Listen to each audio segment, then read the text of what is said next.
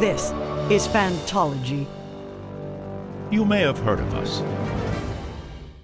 All right, what's up, listeners from the multiverse? This is Steven, your host from Fantology, along with my lifelong friend Josh.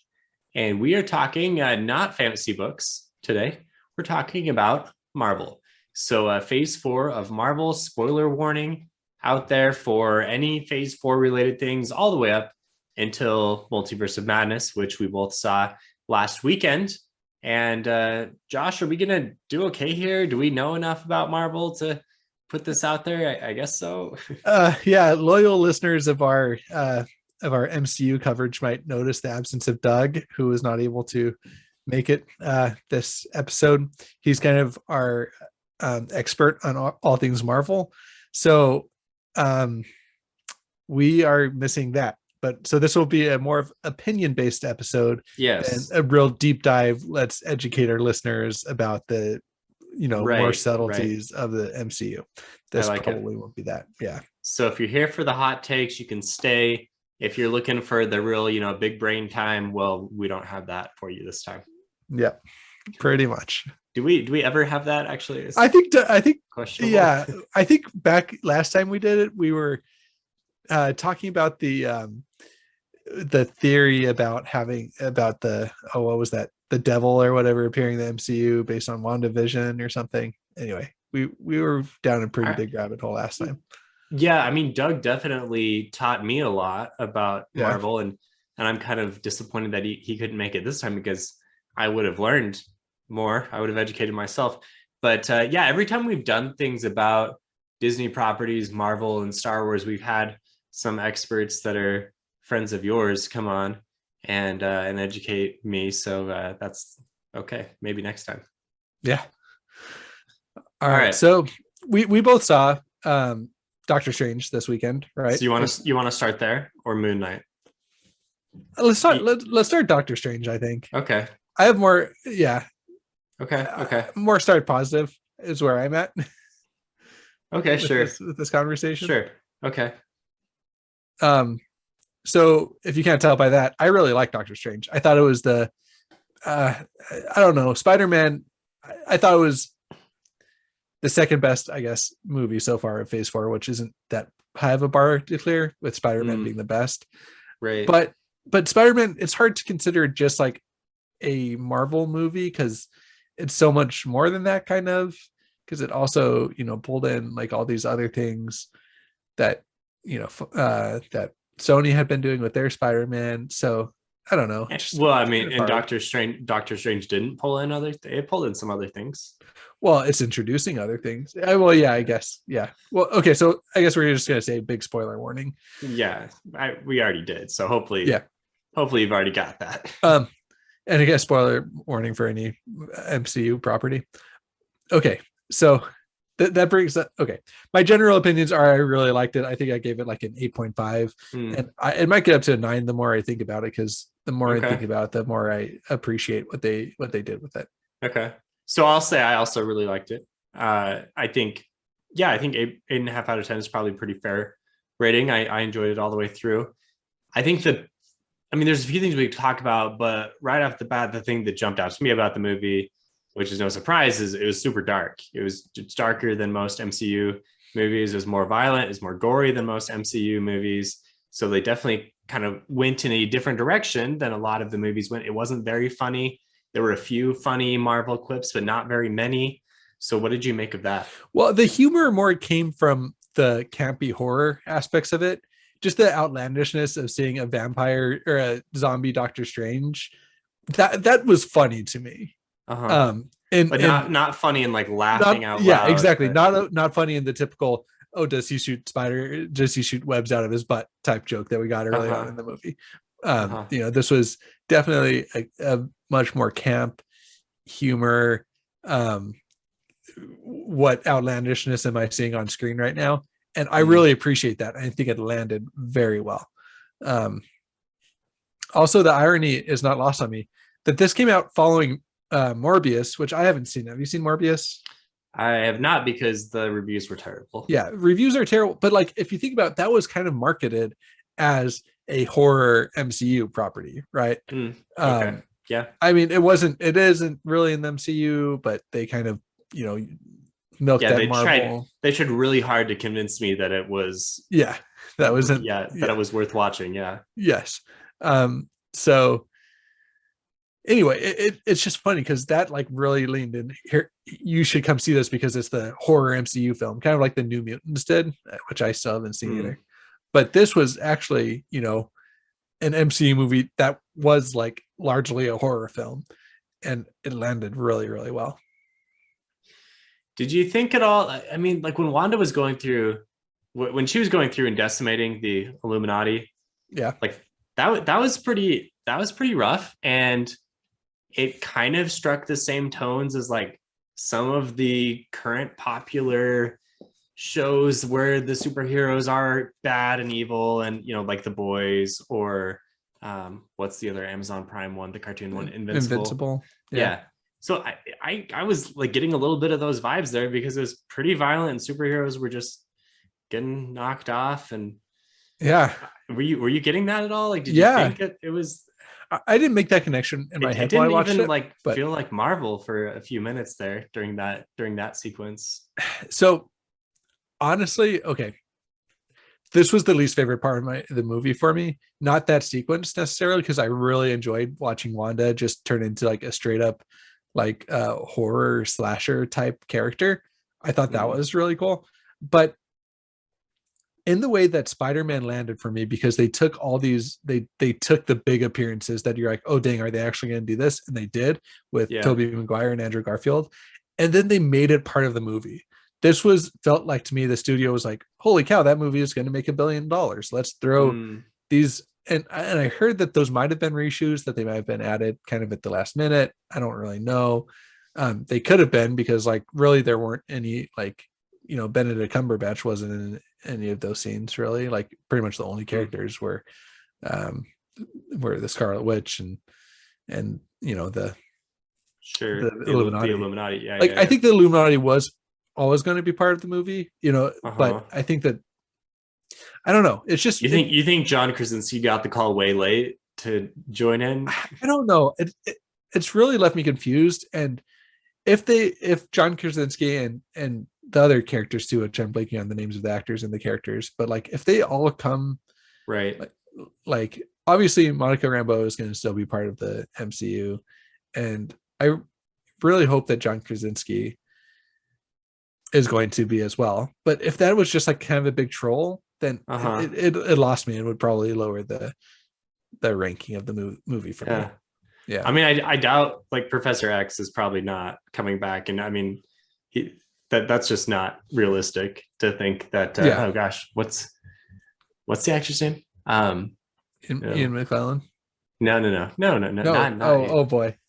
Wait. Patrick Stewart. Patrick Stewart. Yes. Sorry. That was my yeah. Ian McClellan. I mean, to be fair, that Ian McClellan is right. Lord of the Rings connection there, right? Yeah. And also he was also an X-Men. He was Magneto. Yeah. Okay. Oof. Yeah. So rough moment there for us, but we do know some actors' names. So if they do have Professor X, I would not mind it being James McAvoy though. If they bring back like a younger Professor X. Oh no, like I'm totally on board for James McAvoy to come back into MCU. So that was my least favorite part of the movie. So what you're saying is in Spider-Man, Tobey Maguire, Andrew Garfield, so we do know some actors' names, they were a big part of the movie going forward through the rest of the movie, and it was cool because they weren't just there for 5 minutes. But here we had the cameos. It was like, oh my gosh, they're in the movie, and then they're like dead, and why were they even in the movie to begin with? So I feel like you can do two things with cameos. One, you can go Daredevil, or not Daredevil, you can go well, Daredevil did just have a cameo recently. Yeah, Daredevil did have, that was a good cameo too. Well, that's more on the side of he's in the movie for but 10 seconds. Like yes and no. That one I appreciated more, maybe just because it was like, if you didn't know, it didn't make it a big deal, right? Like they weren't relying on that cameo to like sure create buzz. It was just like, oh, here's for people that Here's- really know, here's like a little Yeah, Easter egg. here's his lawyer, and it's part of the movie. Yeah. But the cameo I was talking about was in Deadpool with what's his face? The Invisible Man. Brad Pitt being like the Invisible Man who gets like is in the movie for like 30 seconds and gets electrocuted, and you see his face really quickly. Like, and they assembled this big team of really famous people and killed them off in like literally 30 seconds. It was like played off as a joke. This is like, it didn't know what it was trying to be. I didn't know if it was trying to be like that, and I didn't know if it was trying to be Spider-Man. It felt like somewhere in between that, and it kind of lost me. So there's my most negative thing about the movie. So it was like, here's the list of people that are cameos and they're cool and you should care about them.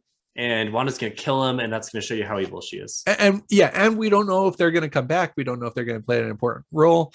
As deep as this is, my initial thought is that this might be setting up Secret Invasion, which was one of the only comic series I've read, but that does incorporate Reed Richards into the plotline a lot.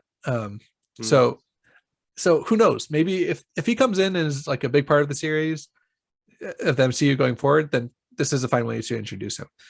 But I did also see Reed Richards is supposed to be, he's related to King the Conqueror through like generations, and so there was some thoughts that, again, that another thing that would point to him being in the Phase 4 more.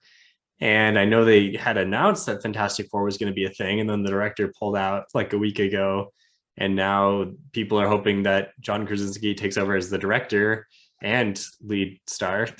He's a dang good director with The Quiet Place. Yeah.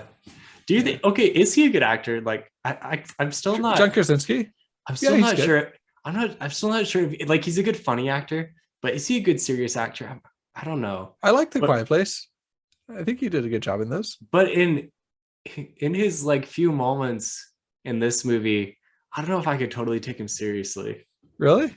Maybe it's just because I'm so used to being him as Jim, and so it's like, why are you being serious, Jim? Like, this isn't you. Have you seen the Jack Reacher series? Yeah, I have. He does a good job in that. Yeah, that's true. I'm not sure about your hesitation. I mean, I get where you're coming from. For some reason in this movie, I just had a hard time taking him seriously. And 13 Hours, the Benghazi movie. I've not seen that one. He did a really good job in that. I think he's I'm not going to pretend he's like the best actor in the world, but I think he's a competent actor. I think he would on par with other MCU actors. Maybe just having him being introduced so quickly as Mr. Fantastic was a little weird to me. I don't know. Maybe, yeah. I thought his performance was a little strange. Well, I think he was more reserved. I think he was more faithful to the comic book like Reed Richards than most of the other like Mr. Fantastics we've gotten. Anyway. Okay, so Wanda killed everyone. And another thing I was thinking about as watching the movie, Wanda can use get dark. I guess I should say Scarlet Witch, because Scarlet Witch is now the character that has taken over. So did they just completely destroy her character? Like, I get the plot line here, but man, after watching WandaVision, you have so much connection to her and sympathy for her position, and then the first scene is her with her kids, and like when she wakes up and everything is quiet, it's like you could just feel this like layer of depression and sadness, and you feel so much for her, and then to just have her be like, no, she's evil, and she's like just gets more and more evil throughout the entire movie and never has any hint of being redeemed at all. And in fact, like I don't think she's dead, but it just kind of like ended. So this is the first time we've had a compelling Marvel villain in like a long time, right? Like Spider-Man, I guess, Green Lantern or Green Goblin was a fine villain. Like a villain more than just a I'm evil, I'm gonna take over the world. Yeah, I mean, Willem Dafoe did a great job in that role, and he brought a lot to it. But like the villain wasn't particularly and great. Shang-Chi, no really good villain in that. Black Widow, heck, like Eternals, no. So far in Phase 4 for sure, since Thanos, we have not gotten any compelling villains, and so I think that we got a compelling villain that kind of stole the show, and I think it was sorely needed in this. is she going to? She's not dead, right? Well, I guess even if she is, they could bring in another one from another multiverse, Yeah. right? I think she. Yeah. I think they are writing out the original Avengers, and she wasn't really an original Avengers. But Age of Ultron was when she was introduced, but like they're definitely getting them out of the main storyline. It just felt so.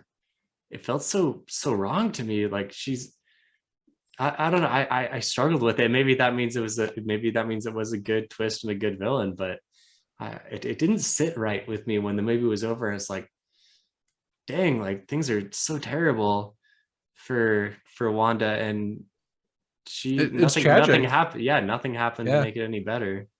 Yeah. Well, I mean, she did sacrifice her. Like she kind of redeemed herself by killing this guy. The way I took that scene was Wanda killing the Scarlet Witch, right? Like she was the only one that could. Yeah, Because but at that point she's so OP that she's not gonna, yeah, right? but both her and Doctor Strange are searching for happiness in different ways, and that, at the beginning of the movie, what's her face asks, what's her name, Elizabeth? No, um, yeah, Yeah, big oof on that. yeah. The woman that Doctor Strange loves, that Rachel McAdams, Yeah. yeah, her character. So Josh, look up this character's name. Yeah. On it. So she asked Doctor Strange, like, "Are you happy?" And it's clearly not happy, and he lies about it. And Christine, by the yeah, way. Sorry. Christine. Okay, classical name. Elizabeth was close. So Christine asked him that, and it's like the same thing with Wanda. She's also searching for happiness in different ways. But by the end of the movie, no one's happy, and they haven't made any progress towards becoming happy.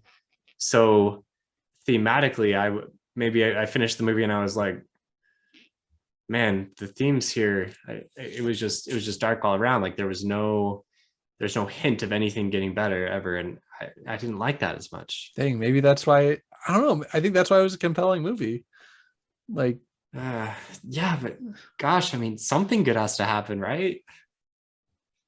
I think that the good thing. So, okay, kind of moving on from that a little bit, but I think important to talk about, and kind of an answer to that as well, is my other thing I didn't love about the movie was the MacGuffin status of America. What's her name? America Chavez. America Chavez. Yeah. Like, so it ended with her. That was, I think, supposed to be the light at the ending of the tunnel, was that she had been able to like come to terms with her power and was going to train and grow and be able to like, yeah, things worked out well for her. She was happy. Having said that, that rang totally hollow, because throughout the movie she had absolutely zero agency. She was being literally hauled around and kept in little boxes, and like had a few funny one-liners. And so I think that's why it rang hollow, because that was supposed to, I think, be the light at the end of the tunnel, whereas like the character didn't really do anything besides be a MacGuffin. Yeah, like her positive arc was not earned at all. She didn't. No, she was just not able to do anything. Yeah, and we were told, it was one of those things where we were told she was super powerful, but we were literally never shown it. And what could we already had? There's already way too many MacGuffins in this movie, right? We have the Darkhold, we have the book of the super powerful book of goodness or whatever. Yeah, the book of goodness. And then we had that's pretty much what it was called. Okay, basically. We have the Stormlight Archive, sure. Yeah. And then we have the America Chavez, and they're all just MacGuffins, right? They're all just kind of moving around. And I saw all this, and I still give it such a high rating because, frankly, like I didn't care about that because the movie was just so dang good in so many other ways. Like with the fact that it was kind of this horror slasher movie for most of it. I love the visuals. Like it had some of the most creative like wizardry fight scenes that I've ever seen anywhere. Yeah, especially the music fight scene at the end was really cool. Yeah, I leaned over to Mackenzie and I was like, this is what I wish kind of Harry Potter would have done with their magic, because in the books they always describe kind of cooler things happening, like snakes fighting each other, and like that's the kind of level I wish that Harry Potter would kind of lean into with their movies, and we get it in Doctor Strange, which I thought was really cool. Like those magic fights were all so awesome. And then just the gas moments of like Doctor Strange like falling 3 stories and impaling himself on like I did not think we would be getting that stuff in like a MCU, like straight up MCU movie. Right. You know? Yeah, that's what I'm Yeah. saying. Yeah. And I really appreciate it. I thought it was a good breath of fresh air. So that's You mentioned the guffins and the big power things, and one thing I always struggle with in every superhero movie is just like knowing what the power levels are. And I get it, like it's a movie, and it's hard to really describe what's going on with the powers the same way you can in books, because in books you can set up systems and it's like very clear who would win what fight because of XYZ reasons. But in movies, sometimes it's like, oh, this one's the most powerful because they are right now. And in this case, I felt like this movie had a lot of that, where it's just like Scarlet Witch just became the most powerful, like, and we were told she was the most powerful, so therefore she was. Well, and we saw her, exactly, which is why they had to do something, because they couldn't continue the MCU with her in it as such. Because like when you can just look at Mr. Fantastic and just like turn him into spaghetti, when you can just like look at people and dissolve them, like what's the point, right? Yeah, you're just too, like Superman can't even do that, you know. Like what you just, she need at that point, you're like, she needs to be gone, right? They just made her way too OP. So yeah, okay, that makes sense. Yeah, and I mean, with the Darkhold, I guess that's the reason why she was so strong, but that is basically just a plot reason. And maybe she could have, instead of going out, like it could have slowly corrupted her, and you know, something like that, like it seemed to do with the others that used it. But still, seeing zombie Doctor Strange was amazing. Seeing, I don't know, just all the other risks that they took with that movie really paid off. I feel like it could have just used a little bit better writing to kind of firm up some of these, you know, issues that are present, which makes it, you know, but still, I loved it. Yeah. So anyway, or even the fight, like the intro fight with the beholder thing, you know, with the one eye, that one was really cool, and that was just like the intro fight to get you into the movie. Yeah, when you see the fact that they stabbed this creature in the eye and pulled it out, and you saw like the eye goop like dripping from it, you're like, dang, this is going to be a movie that we have not seen, you know, in the MCU. Like, yeah, that I guess that was our first time when we saw the you know, the back of the eyeball come out. Yeah, you're like, all right, Sam Raimi, he's got this. He's gonna do a Sam Raimi thing. All right, so that was Doctor Strange. So where does that put us in phase 4, like overall? Because one thing that, and maybe we can get into Moon Knight as well in this part of the conversation, but I just don't understand where we're going in phase 4. Like I've been told that the multiverse is kind of like the big thing for phase 4. And I've been told that King the Conqueror is going to be the big villain for after seeing Loki. But I have no sense of that through, like, if I hadn't been told that, I wouldn't really know from just having watched the movies and the shows, because they don't seem to connect super strongly yet. And one of the things that I really liked about phase 3 was once they brought in Thanos and the Infinity Stones, then pretty much every movie had like some kind of tie to the Infinity Stones, and I could trace through the big conflict by those things. And every time they popped up, it was cool, because I was like, oh yeah, you know, this is really important. And so I knew what to look for. And I don't see anything like that yet in phase 4, but maybe I don't know what to look for. Well, I think you have to compare this more to phase 1 than phase 4. Like phase 4 was the culmination of phases 1, 2, and 3. Or sorry, you have to compare this more. You have to compare this to phase 1 more than phase 3. Right? Sure, okay, phase 4 should be. So if you're talking about like a 3-season arc, is how I kind of think of phases 1, 2, and 3. Okay. Like we're kind of restarting. We're getting some new heroes introduced, some sequels, which I guess phase 1 had to do with sequels too, like with Iron Man 2, you know, like I'm thinking about Doctor Strange 2 as more like an Iron Man 2 than like an Avengers 2, you know? Okay, sure. So I think, we have it. Okay. So we're rebooting some, we're introducing new, and just getting the ball rolling on what will ultimately be like another big connected thing. Yeah. I kind of think we're setting up some Earth like just run of the mill superheroes, like which Moon Knight could be a part of. I don't know if that's going to come back or if that's just, but like I thought Oscar Isaac was just he was just in for one thing. It might be, but like I think She-Hulk will be more down to earth. I think that like we're gonna, if we get more Daredevil stuff, then that might be more down to earth. Like I think, and then like even Falcon and Winter Soldier. Like I think we're setting up more of like a ground earth level superheroes, and then we're also setting up these multiverse type superheroes, kind of like Thor and even kind of Shang-Chi. He's kind of hinted at it. Eternals, Phase 4 has kind of been all over the place. I don't know, to answer your question. We'll see. But I think that we're getting some new compelling characters introduced, at least in my book. Kind of ironic. The last episode we did, you were kind of you were a little sour on connected universes in fantasy books, or you were saying like, oh, there's so much of it. Is it always appropriate? And here I am saying like, oh, I like the movies, but where's the connected universe? I need the connected universe. Yeah, that's true. But that's the thing with comics is that's like been their thing, right? Is that they all are always connected in some way. So I don't know. But I have big hopes.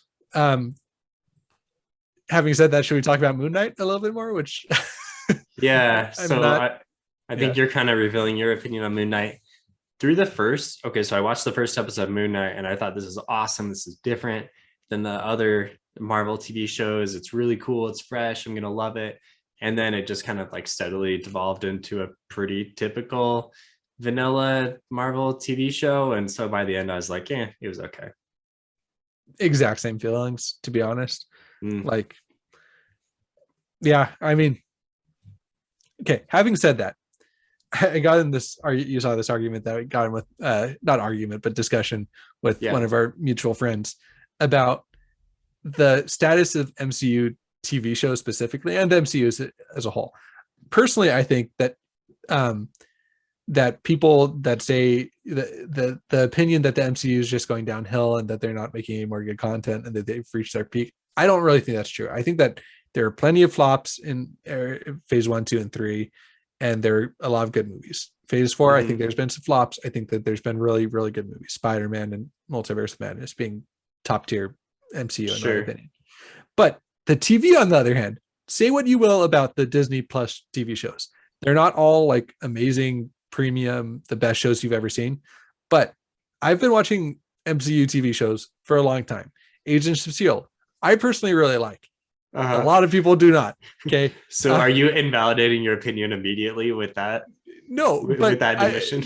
I think that there's a huge delta of like the worst MCU show still is, I don't know, maybe not, but because Agents of S.H.I.E.L.D., it's just like a different type of show, right? It's just like more of a serialized, like let's go on a different adventure of the week show versus, even I think Falcon the Winter Soldier has been my least favorite favorite phase 4 like thing.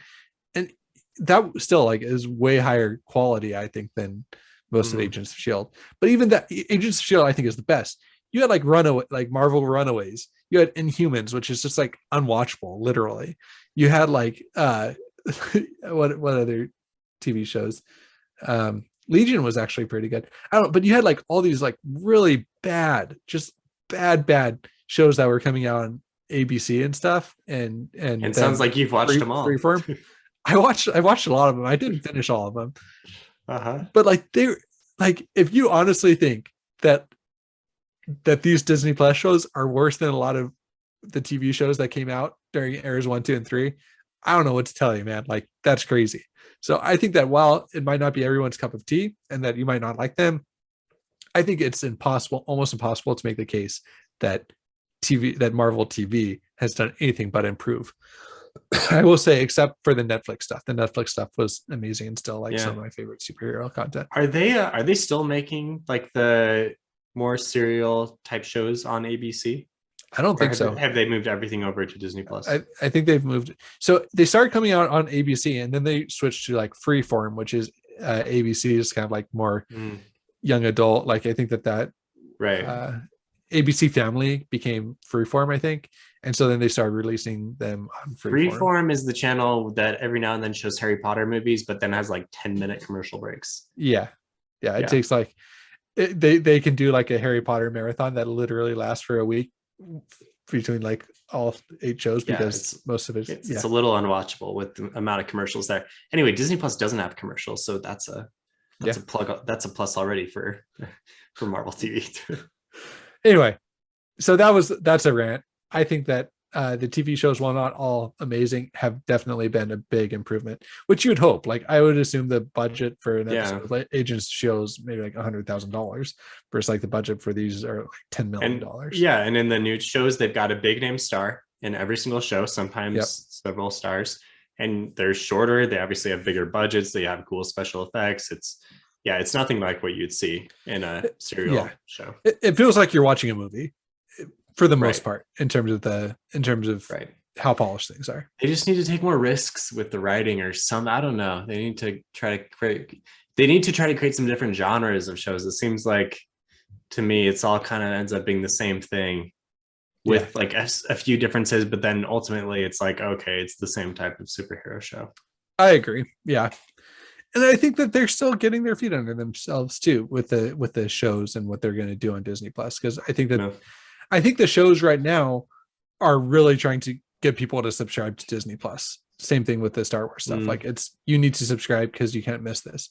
I think when they're a little bit more mature, they can be a little bit less like, let's make something that will just make everybody subscribe to our platform, and be a little bit more, let's hire somebody with a unique vision that's really going to make a down to earth, really good TV show. Yeah. And obviously in the streaming wars are in full effect at this point in 2022. Everyone's leaving Netflix, and Disney needs to keep on pumping out stuff they need to have like a new big hit thing every month which they have been. I mean, they between Marvel and Star Wars and Obi-Wan coming up. We'll have to do some coverage for Kenobi later this month. So that said, so Moon Knight was not anything super impressive. There were some good things. I think Oscar Isaac was probably the best part of the show. His performance was great, dealing with multiple personalities and the British bloke named Stephen. That both of these movies, the thing that ties both of these movies together, where the main character was named Stephen in both movies, TV show and movie. And so as I was watching both, it was, when the character has the same name as you, it really puts more attention when they say their name. So I was, your attention was grabbed. Yeah.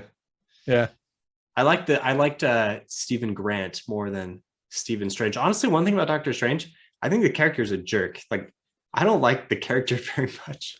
I don't think he's a very good person. I don't think so either. Which was, I think, even shown more in the first episode, in the first movie, with how like just arrogant he was going to not come. Where's the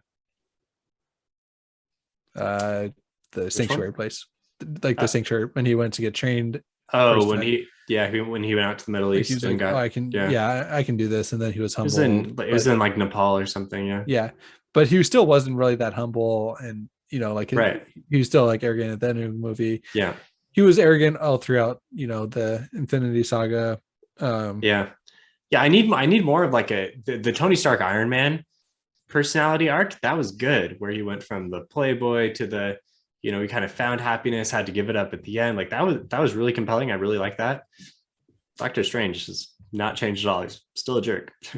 And maybe I keep calling them episodes. Maybe the third movie will have him actually have an arc, but he hasn't yet. So I don't know if you're still a jerk, because if Rachel McAdams is telling you like, dude, you need to change, and you're still not doing it like that, there's not much hope for you. It's true. I don't see it.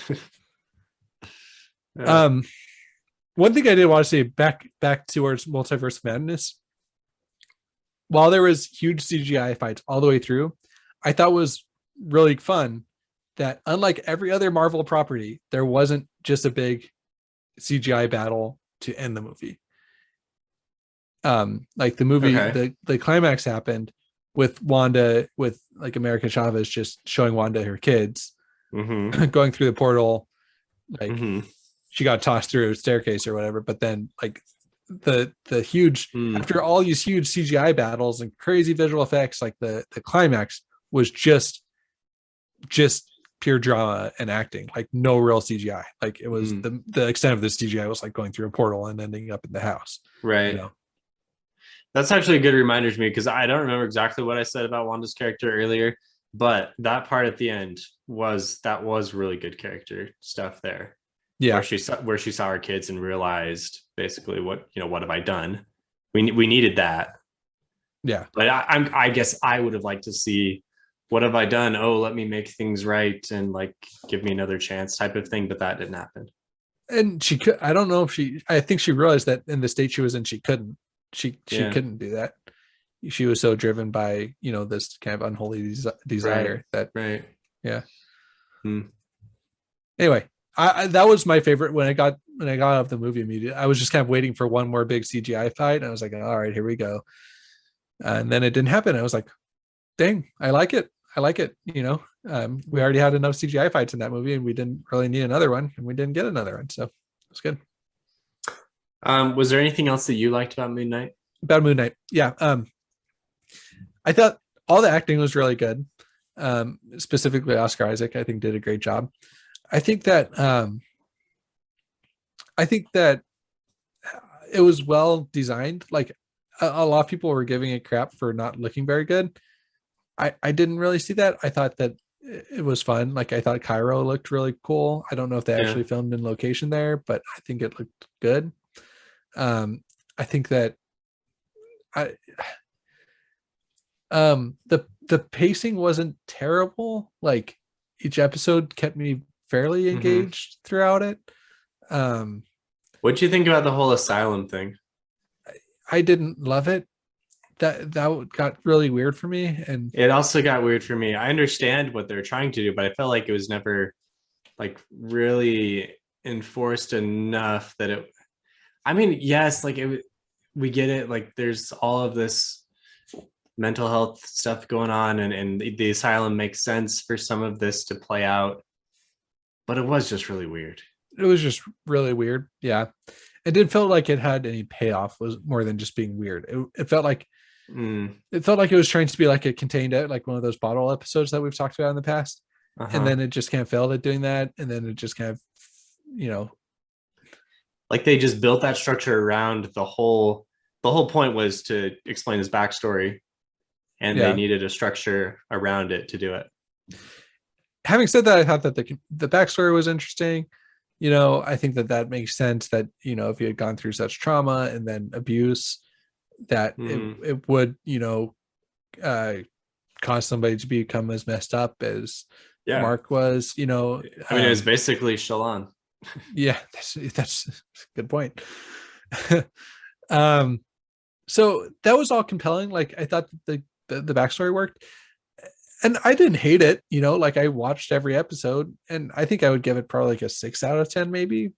Maybe. Like I didn't hate it at all. I thought it was perfectly watchable. But it went from being something I was like, holy cow, this is for sure going to be the best MCU show after the first episode, to slowly being like, well, this is another MCU show. Yeah, I feel exactly the same way. That kind of left a sour taste in my mouth by the time it was over, because my expectations has gotten so high after the first episode. Yeah. What'd you make of the third personality thing? Did you like that at the end, the twist? I didn't feel like it was foreshadowed enough for me to really care. Like it started being foreshadowed, I feel like, at the ending of was it the ending of episode 7 or wait, no, there are only 6 episodes, right? Yeah, there are only 6. I know there were some things I probably missed more of them, but I'm sure if you went back and rewatched, but that's not a show I want to go back and rewatch. So like it didn't. I was like, okay, cool, there's a third personality, that's interesting. But if it would have been like even if there had been one conversation between like Steven and Mark, if being like, oh, you did this, oh wait, no, you did that, and then like they get interrupted before they can figure anything out, like that would have been in like episode 2 or something, that would foreshadow enough to be kind of like what you were talking about in our last episode, with like needing there to be a little bit of foreshadowing in order to get really cool payoffs. Right. Otherwise, it just is a meaningless twist that you don't have time to care about. And I'm sure the big fans who are watching really closely would have picked up on a lot more. But I was watching fairly casually, and probably just some of these things weren't quite enforced enough for me to realize, oh, there's another personality, and it's going to be a big payoff. I know, looking back now, I know that when they're in the asylum, there's the other sarcophagus where there's someone inside. It's like screaming, and they don't let that one out. Like that was the third. That was the third personality, right? And Yeah, I think there were probably a few times where it cut away. And but the thing with the cutaways, while it was really cool in the first episode, I guess maybe they just didn't make it clear enough as to every time it cut away, as an audience, you're thinking, oh, it was just the other one. It was either Mark or Steven. But then they never really set it up to be like, oh, wait, it could have been a third one. right. That's what I was being. If there's like some sort of conversation between Mark and Steven hinting at that, then I think it would have been a little bit more compelling. But and then the fact that the issue that I have no issue with there being another one, like it's a cool twist, but that they used it to be like that's how we won the battle at the end. They just cut away as everything was falling apart, and then ta-da, like it was just such Deus ex machina, right? And I guess they tried to say, oh yeah, it was there the whole time, but at the same time, he's in an unwinnable situation, and all of a sudden it flips away and he's won. I thought that was lame. Yeah, I agree. All right. Yeah. Well, so yeah, I thought the Egyptian thing was cool. I really like Egyptian gods and mythology, so that was cool. That why couldn't we have one mummy scene? Just like one mummy scene. Yeah, that's all I wanted out of this Egyptian show. Just find a mummy. Okay, you're in the middle of the pyramid, and I guess there was kind of a mummy that what's her face fought a little bit like that. But like just that's why Doctor Strange like leaned into the camp. Why couldn't this have just like leaned a little bit more? Have a mummy come out of the thing wrapped in linens or whatever, and just come and scare the heck out of Steven. Like that would have been so great. We didn't get it. That's a weird hill to die on, but I feel like it needed something like that to make it have a little bit more personality, and it didn't. Yeah, no, you die on that hill, Josh. Mummy. Give me the mummies. All right, so next thing's coming up for MCU, Thor 4. I think actually Mrs. Marvel comes out. Miss Marvel. Miss Marvel. That comes out before Thor 4, right? Yes. Pretty sure. Yeah. And then there's nothing for a few months, and then there's Black Panther 2 and maybe a couple more things towards the end. She-Hulk is coming out. Marvel. Okay. I did like a cursory search, and those three were the ones that seemed like the most eminent and that I was most excited for. I don't think I'm gonna like Miss Marvel. I don't think I'm gonna get super into Miss Marvel. It seems like a kid's show. Yeah. The reason I'm excited for it is because I've decided that that's gonna be the first like thing I let Liam, my 4 soon to be 5-year-old son, watch with me. Is he's like seen I put Spider-Man, the new Spider-Man's on for him and stuff, but like I feel I'm gonna try and make this like a big deal for him, like let him stay up late, make popcorn, make him feel like a big kid for watching. You realize you don't have to stay up late to watch shows anymore. They just come out on streaming. You can watch it anytime. I know, but I want my daughter to be asleep for it, and so it's gonna be like once she goes to sleep, we're gonna like have her little, nights, and we're gonna watch it together. Okay. So that's why I'm excited for it. That's a good way to get yourself excited about something that you wouldn't otherwise care too much about. Okay, so just so you know, upcoming Disney Plus series, we have Miss Marvel June 8th. She-Hulk is coming out in 2022. What If Season 2 is coming out in 2022. The Guardians of the Galaxy Holiday Special is December 2022. Okay. And then we're getting just the other ones that have been announced is Agatha, House of Harkness to be announced. Oh, I haven't heard of that. Okay. Armor Wars to be announced. Echo, which will be Hawkeye Season 2, I think. Okay. To be announced. Ironheart TBA and Untitled Wakanda series TBA. Which I heard a rumor today. It was presented to me as confirmed, but I haven't confirmed it, so I'm just going to say rumor. Is that Charlie Cox and Vincent Kingpin will both be coming back in Echo. So that would be Vincent cool. Vincent D'Onofrio, Yeah. D'Onofrio, yeah, whatever his name is. Yeah, right. Sorry about that, Vincent. You're a good actor. Yeah, he's great. So Okay. that would be awesome. And then for other movies in 2022, yeah, Thor: Love and Thunder and Black Panther, and Yeah. then early 2023 Ant-Man. I think I'm most excited out of everything you said. I'm most excited for Thor, and Black Panther too. Yeah, easy things to be excited for. Yeah. Wow. Yeah. Especially because Taika is directing Thor 4, right? So Yeah, it's going to be funny. Like, it'll be good. yeah. I mean, as soon as the trailer came on and it was Sweet Child of Mine, and it was, you could just tell it's going to be funny. It's going to be a great movie. Yeah, it'll be a blast. And which after Doctor Strange is going to be a really, or like if you're watching these sequentially, Right, you know, if you're like right. binging them, then that would be great. Like you just like, holy cow, what did I just watch with? And you're going to be, I guess, saying that for Thor too, but in a much more fun way. Right. So All right. So probably later this year, I guess we'll have to do another MCU. Maybe we'll do these like every 6 months or so when there's enough content that we can ramble through it and get 45 minutes of an episode together of unfounded opinions about stuff that we don't know a ton about. All right. So let us know what you think of anything we've said. You can chat with us on Discord. Link is in the episode description. You can always comment on the video. Let us know what we missed, etc. Yeah. Comment your favorite, your top phase 4 property, whether it's been a TV show, movie, and what it was. Let's put that out there. Comment your favorite phase 4 property that's not the Eternals. If somebody's legitimate favorite thing is the Eternals, I want to hear about that, and I want to have them on, I want to have them on the podcast. You can be a guest. Themselves. You can be a guest on our next episode if your favorite thing is the Eternals. But you must be prepared to defend your opinion. Yeah, it's got to be good, or we're gonna come after you. All right, thanks, Josh. All right, thanks, Steven.